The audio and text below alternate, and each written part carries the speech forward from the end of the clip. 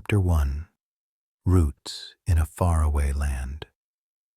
Picture a bustling city nestled along the shores of Lake Victoria, where the equatorial sun casts a golden hue over markets alive with the chatter of vendors and the aroma of fresh chapati wafting through the air. It's Kampala, Uganda, in the early 1990s, a place recovering from turbulent decades of political upheaval, yet brimming with resilience and cultural richness. Here, on October 18, 1991, Zohran Mamdani entered the world as the only child of two extraordinary parents whose paths had converged in this East African hub. His father, Mahmoud Mamdani, was a renowned academic, a post-colonial scholar whose work dissected the legacies of empire and the structures of power in Africa and beyond. Born in Mumbai to Gujarati Muslim parents who had roots in Tanzania as part of the Indian diaspora in Southeast Africa, Mahmoud had grown up in Uganda, navigated its complexities, and built a career that took him across continents. Zohran's middle name, Kwame, was a deliberate nod from his father to Kwame Nkrumah, the visionary leader who guided Ghana to independence and championed Pan-African unity, a subtle imprint of anti-colonial ideals from the very start. On his mother's side, Mira Nair brought the creative spark of a filmmaker whose stories captured the nuances of identity, migration, and human connection. Born in Rourkela, India, to a Punjabi Hindu family with a grandfather who served in the Indian Administrative Service and a grandmother who founded the Salam Balak Trust to aid street children in Delhi, Mira's world was one of social activism blended with artistic expression. Her films, like Salam Bombay, which shone a light on the lives of marginalized kids, would later influence Zohran's own sensitivity to inequality. In those early years in Kampala, young Zohran absorbed the rhythms of a multicultural household. Imagine him as a toddler toddling through the family's home, surrounded by bookshelves groaning under volumes on history and politics, while Bollywood tunes from his mother's side mingled with the calls to prayer echoing from nearby mosques. Uganda in the 90s was a nation rebuilding after the dictatorships of Idi Amin and Milton Obote, with economic reforms opening doors but also widening gaps between the haves and have-nots. Mahmoud's work at Makerere University placed the family in intellectual circles, where discussions about decolonization and justice filled the evenings. Yet this idyllic phase was brief. At age 5, in 1996, the family relocated to Cape Town, South Africa, as Mahmoud took a position during the nascent post-apartheid era. Enrolled at St. George's Grammar School in Mowbray, Zohran encountered a society grappling with the aftermath of racial segregation. The streets of Cape Town, with their stark contrasts, affluent neighborhoods juxtaposed against townships like Khayelitsha, left an indelible mark. He later reflected on observing how freedom rang hollow without material equity, a lesson in how abstract rights needed concrete support to truly liberate. Those 3 years in South Africa, from 1996 to 1998, honed his early awareness of systemic injustice, much like the way the Truth and Reconciliation Commission was attempting to heal national wounds through dialogue and accountability. By 1998, at 7 years old, the Mamdanis made their most significant move to New York City, settling in Morningside Heights, Manhattan. This transition thrust Zohran into the melting pot of American urban life, where the energy of Harlem streets met the ivory towers of Columbia University, where his father would teach. The family's privilege, access to education and cultural networks, contrasted sharply with the realities of many immigrants, planting seeds of empathy that would bloom in his later advocacy. In this new chapter, Zohran began to navigate his identity as a Ugandan Indian-American Muslim, a blend that enriched his worldview but also exposed him to the complexities of belonging in a post-9/11 world that would soon unfold. Chapter 2: Coming of Age in the City That Never Sleeps. Envision the bustling sidewalks of Manhattan's Upper West Side, where yellow cabs honk amid a sea of pedestrians, and the air carries the scent of street food vendors grilling halal chicken over rice.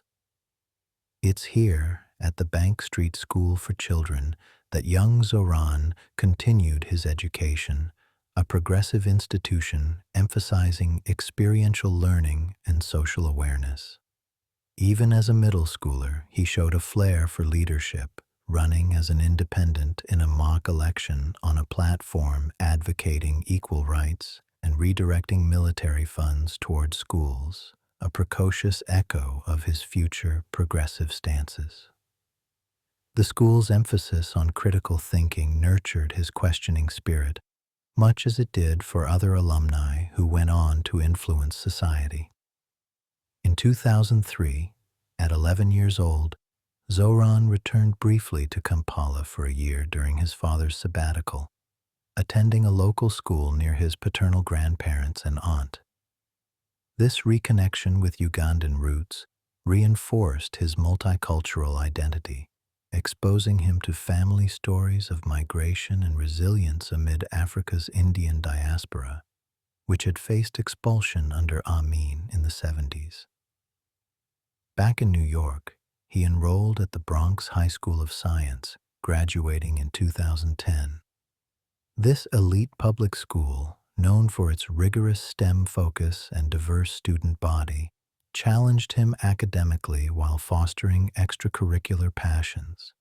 He co-founded the school's first cricket team, a nod to his South Asian heritage, and played soccer with the West Side Soccer League, building teamwork skills on fields overlooking the Hudson River.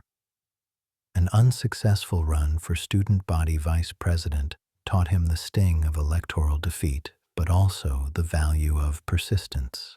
High school years coincided with the global financial crisis of 2008, when Wall Street's collapse rippled through New York, exacerbating housing insecurity and job losses. Observing families in his community struggle, Zohran's sense of economic injustice deepened, influenced by his parents' discussions on global inequalities. College beckoned at Bowdoin College in Brunswick, Maine, where he pursued a Bachelor of Arts in Africana Studies, graduating in 2014. Imagine the serene campus with its historic brick buildings blanketed in autumn leaves, a far cry from New York's hustle. There, Zohran co-founded the Students for Justice in Palestine chapter, advocating for Palestinian rights amid ongoing Middle East conflicts. His column in the Bowdoin Orient, titled Kwame's Column, covered politics, culture, and sports with a sharp, analytical voice. A notable op-ed in the Bangor Daily News in January 2014 urged Bowdoin to boycott Israeli institutions, critiquing the college president's stance, a bold move that foreshadowed his unapologetic activism. These years honed his intellectual framework, drawing from Africana studies' emphasis on diaspora, resistance, and decolonization, much like his father's scholarly influence. Broader context here includes the rise of campus activism in the Obama era, where movements like Occupy Wall Street in 2011 inspired young progressives to challenge corporate power and inequality. Zohran's involvement reflected a generational shift toward intersectional justice linking racial, economic, and international issues. Post-graduation, he explored creative outlets, rapping under the name Young Cardamom with collaborator Hab, releasing tracks like Kanda Chap Chap about chapati and an EP titled Sida Mukyalo in 2016. He performed at Uganda's Nyega Nyega Festival, blending hip-hop with cultural homage. Additionally, he contributed to his mother's film Queen of Katwe in 2016, curating the soundtrack, nominated for a Guild of Music Supervisors Award, and serving as an extra and third assistant director. These artistic endeavors provided a platform to explore identity and storytelling, skills that would later translate into compelling political messaging. Chapter 3: Forging a Path in Activism and Advocacy. Step into the gritty offices of community organizations in Queens, where fluorescent lights buzz over stacks of legal documents and the sounds of multiple languages fill the air. After college, Zohran's career took a practical turn in 2015, volunteering for Ali Najmi's special election campaign for the 23rd City Council District. Inspired by a Village Voice article on Najmi and rapper Heems, this marked his entry into grassroots politics, learning the ropes of canvassing and voter outreach in diverse neighborhoods.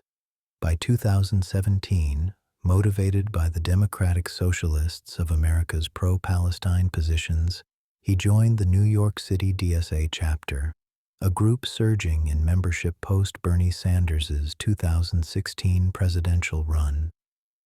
DSA's focus on working-class issues resonated with Zohran's background amid a national context where socialism was shedding its Cold War stigma, thanks to figures like Alexandria Ocasio-Cortez's upset victory in 2018. He managed campaigns for Kader El-Yatim's 2017 City Council bid and Ross Barkan's 2018 State Senate run, both unsuccessful but invaluable for building networks. As a field organizer for Tiffany Caban's 2019 Queens DA campaign, he honed strategies in progressive electoral politics. From 2018, Zohran worked as a foreclosure prevention and housing counselor in Queens, aiding low-income immigrant homeowners facing eviction. Picture him in modest apartments, listening to families' stories of predatory loans and rising rents, experiences that crystallized his commitment to housing justice. New York's housing crisis, with over 50,000 homeless in shelters by 2019 and skyrocketing costs post-2008 recession, provided stark evidence of systemic failures. This role not only grounded his ideology, but also equipped him with policy expertise, highlighting how individual struggles stemmed from broader economic structures. In October 2019, he announced his bid for New York's 36th State Assembly District, encompassing Astoria and Long Island City in Queens.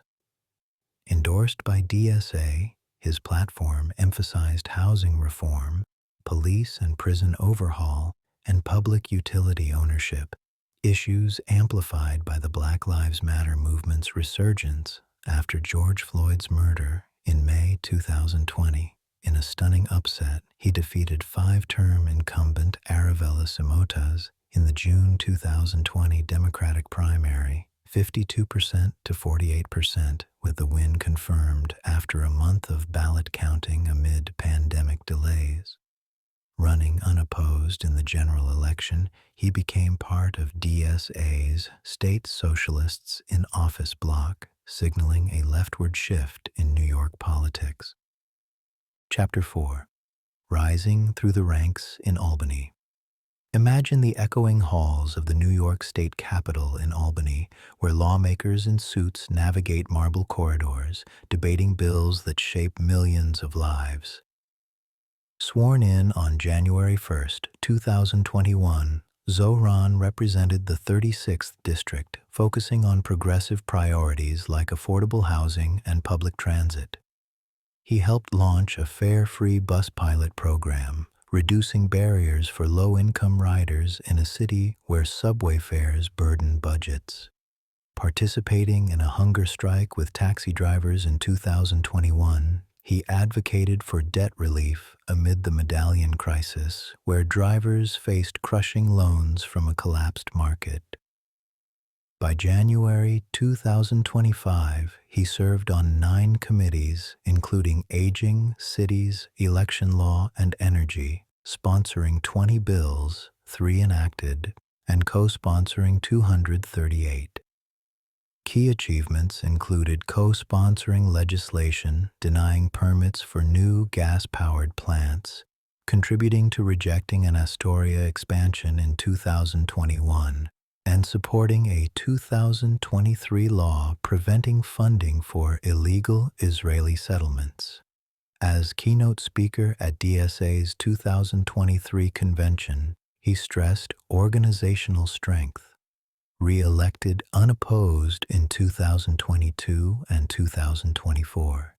His tenure reflected DSA's growing influence, with 6 socialists in the state legislature by 2023.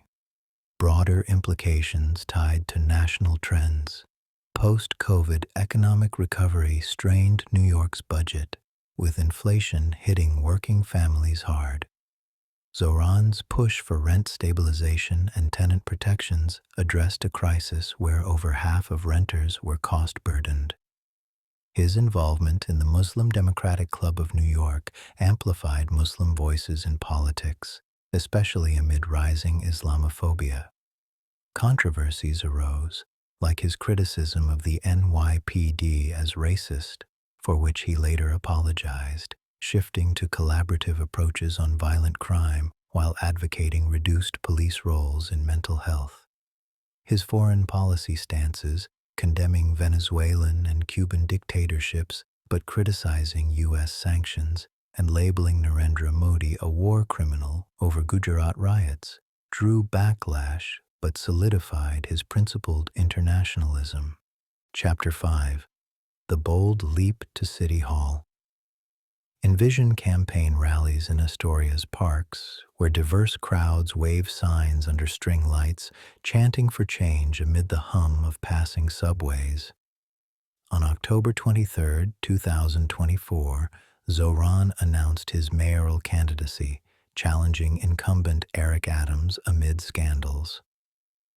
As a DSA-backed Democratic Socialist, his platform promised transformative affordability, fare-free buses, universal public child care, city-owned grocery stores in each borough to combat food deserts, a rent freeze on stabilized units, 200,000 new affordable homes, and a $30 minimum wage by 2030.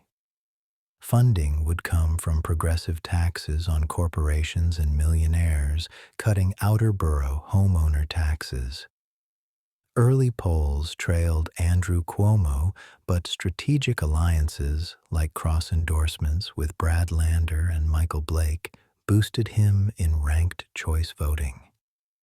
A super PAC, New Yorkers for Lower Costs, spent $1.3 million opposing Cuomo.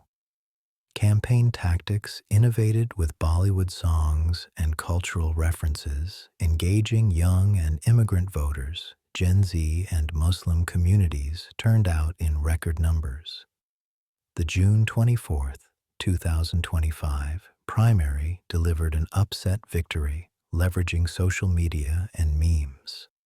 Post-primary, racist and Islamophobic attacks surged, invoking 9/11 and terrorism, yet Zohran countered with resilience, emphasizing unity. Donald Trump's threats to withhold federal funds highlighted national stakes. On November 4, 2025, he won the general election, becoming New York's youngest mayor since 1892, first Muslim, Asian American, Indian descent, and foreign-born since Abraham Beame. This victory underscored a leftward democratic shift amid Eric Adams's indictment on September 25, 2024, and broader disillusionment with establishment politics.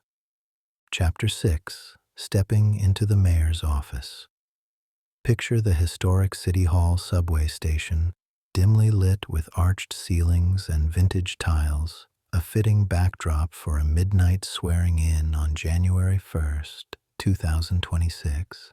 administered by Attorney General Letitia James on two Qurans, one his grandfather's, one from Arturo Alfonso Schomburg, Zohran became the 112th mayor. A public ceremony followed, officiated by Bernie Sanders, with attendees like Alexandria Ocasio-Cortez. His inaugural address vowed expansive governance for working people, addressing affordability and equity. First Actions revoked Adams's post-indictment executive orders, including Israel-related ones, and formed housing task forces. He appointed Mike Flynn as Transportation Commissioner and CEA Weaver as Tenant Protection Director. An all-female transition team led by Elena Leopold and co-chaired by Maria Torres Springer, Lena Khan, Melanie Hartzog, and Grace Benilla, prepared for office. Meeting President Trump on November 21, 2025, they found unexpected agreement on safety and economy despite prior barbs. Early 2026 saw executive orders revitalizing tenant protections and ensuring shelter compliance. Collaborating with Governor Kathy Hochul, he announced free child care for 2-year-olds via the 2Care program. Public safety reforms emphasized civilian responses to mental health while condemning U.S. actions in Venezuela. These moves navigated a divided city with business leaders fretting over socialist policies amid Wall Street's influence. Chapter 7. A Vision for a More Equitable New York. Delve into the policy blueprint shaping Mamdani's administration, rooted in democratic socialism's emphasis on public goods. Economic equity tops the agenda. Debt relief for taxi drivers, stronger rent controls, and a social housing development agency for 200,000 units. Raising the minimum wage to $30 by 2030 addresses living costs in a city where median rent exceeds $3,000 monthly. Progressive taxation on high earners and corporations funds free CUNY/SUNY tuition, universal childcare, city groceries, and fare-free transit, echoing Milwaukee's sewer socialism for infrastructure. Environmental commitments include the All-Electric Buildings Act, congestion pricing, and green schools with solar panels and resilience hubs, tackling climate change in a vulnerable coastal metropolis. Public safety shifts to a civilian Department of Community Safety, reducing NYPD's scope while cooperating on crime. Foreign stances condemn apartheid in Gaza, support BDS, and advocate equal rights, willing to honor ICC warrants for leaders like Netanyahu. Broader context: New York's inequality with billionaires amid poverty mirrors national divides. Post-2024 election tensions with Trump amplify challenges, yet opportunities for federal-state partnerships exist. Implications include potential models for other cities, boosting progressive movements while risking backlash from conservatives. Chapter 8. The Personal Threads That Bind. Beyond politics, envision Zohran in quieter moments, cheering for Arsenal FC in a pub or sharing a meal with family in Astoria. A Twelver Shia Muslim, his faith informs compassion, evident in community iftars. He met wife Rama Duwaji, an animator and illustrator, on Hinge in 2021. Engaged in October 2024, they married in a civil ceremony at City Hall in February 2025, with a private nikah in Dubai and Ugandan celebration. Rama's low profile complements his public life. Dual Ugandan-U.S. citizen since 2018, he speaks multiple languages: English, French, Hindi, Kiswahili, Luganda, Spanish, Arabic. A real Oviedo shareholder since 2012, he's a Knicks fan, cricket enthusiast, and wrestling aficionado. Residing in Gracie Mansion after Astoria, His personal story reflects immigrant success amid challenges, inspiring diverse New Yorkers. Chapter 9: Navigating Storms and Scrutiny. No path to power lacks turbulence. Imagine heated debates in council chambers, protesters clashing outside. Campaign Islamophobia invoked 9/11, drawing resilience from Zohran. His NYPD racism accusation prompted a 2025 apology, balancing reform with collaboration.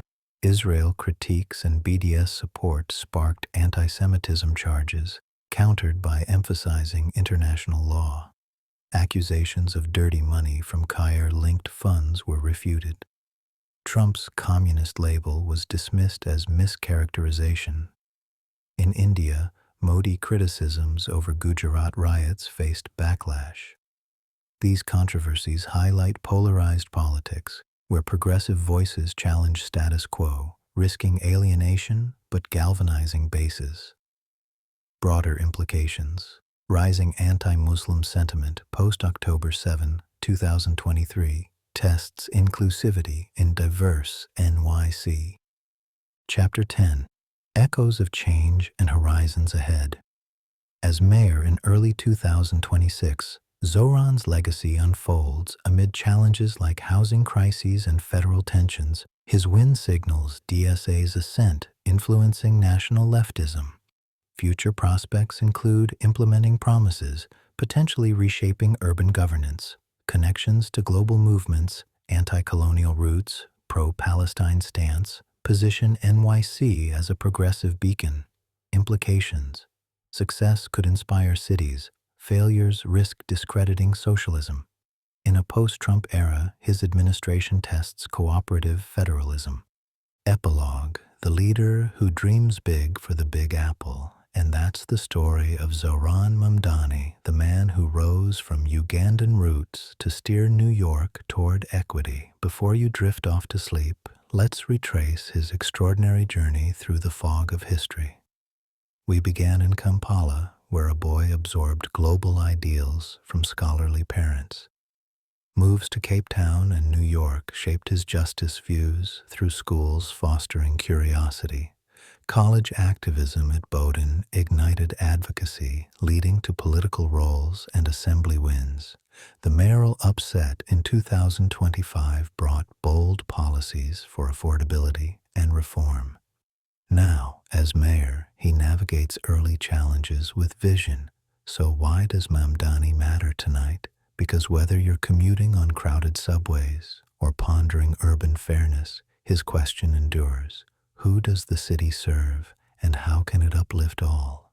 The answers are still unfolding. Now, as the candle of history flickers low, let's leave Mamdani where we found him, in City Hall, working tirelessly for a just New York. The rest, dear listener, is up to us. If these journeys into history help you unwind, do us a kindness. Tap that like button, whisper subscribe, and leave a comment below. What stays with you about Mamdani's story, and who should we explore next? Now close your eyes, let these ideas drift, and we'll meet again soon for another story. Sleep well.